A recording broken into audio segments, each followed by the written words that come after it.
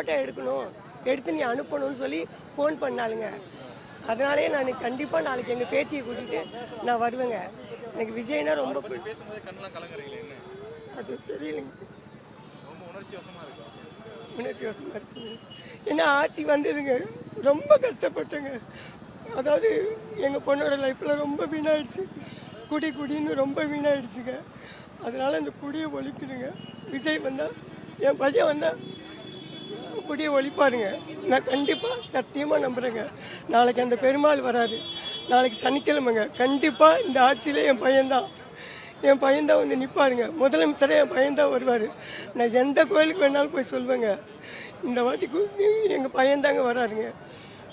என் பையன் கண்டிப்பாக நினைப்பேன். என் பசங்கள்லாம் போடுவாங்க, என் பொண்ணுங்கள்லாம் போடுவாங்க.